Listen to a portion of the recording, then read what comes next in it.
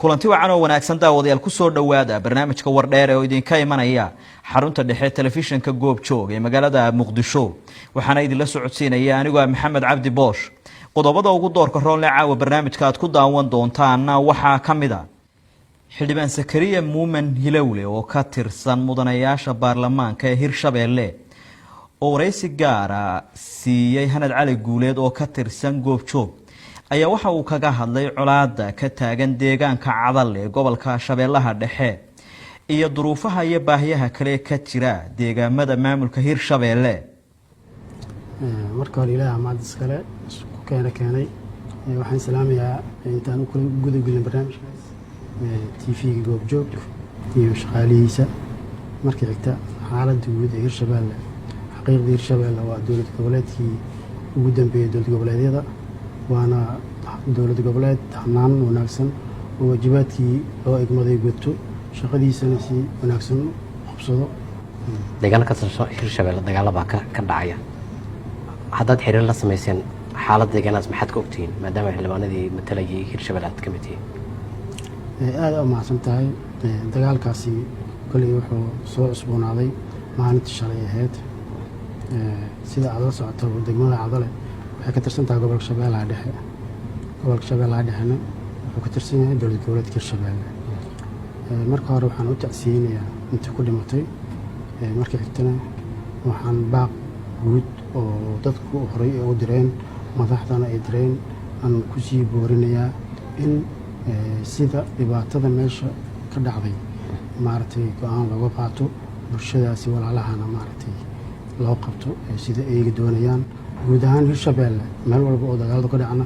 dawladdu waxay diyaar u tahay inay gacan buuxa ka geysato si loo soo afjaro calaadaha sugay ee soo laabto waayahay maxaa soo celceliya dagaalada qabaa'ilka ku salaysan ee inta badan ka dhaca Hirshabeelle amaasanta xaqiiqatan horta dagaaladani ma ahan wax maanta bilowday kulli jiil walba yani intuu ku faaciyo uu ka sheekeeyaa anigu markii aan maqlayay Burdheere waxa weeyaan tuulo ka tirsan degmada Cadale isqaabsi oo labada jifo walaalaha ah oo ku aadan dhanka dhulka waa uu jiray kulli dad iga sii qoorsan inuu la heli doonaa inkastoo anigu aan u dhashay gobolka Shabeellaha Dhexe inta aan kala faacahay dagaaladaasi yani kulli hadda waxa waaye wax dadkaasi dhaafsiisan anigu ma arko waan u duceynaynaa waajibaadkii naga saaran inaan gudana diyaar u nahay madaxweynaha iyo madaxweyne ku-xigeenkana way la socdaan arrintan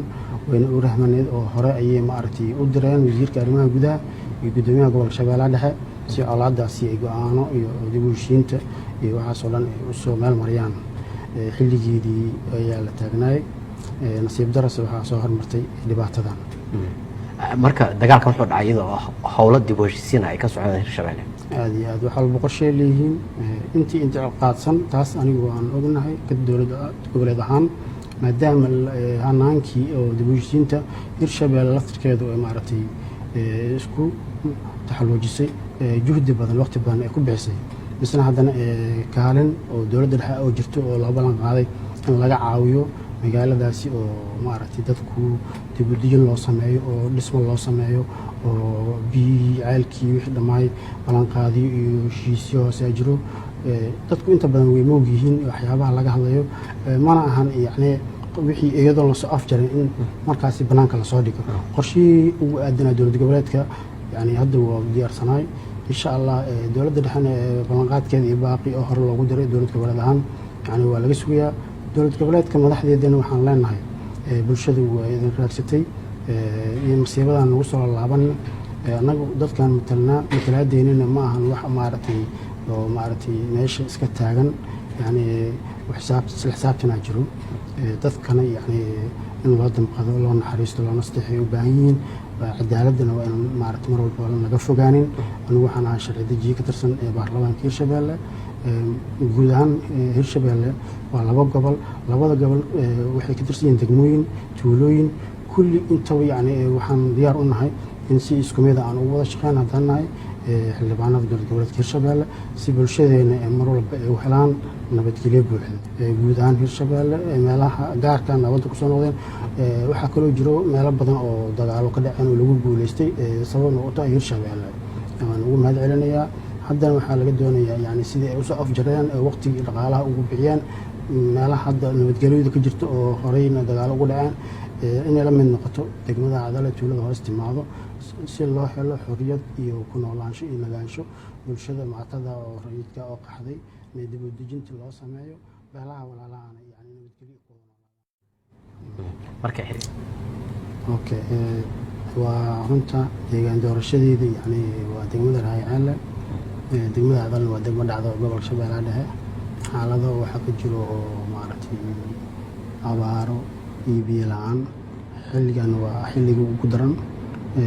sida aad la socotaanba amba maaragtay haddaba idin soo gudbinayo degmada Raaycaale xaqiiqdii yani waxay leedahay yani xeelal aan ku filnayn oo markaasi xilli kuleelka deeli gaar sida bishan Maars oo kale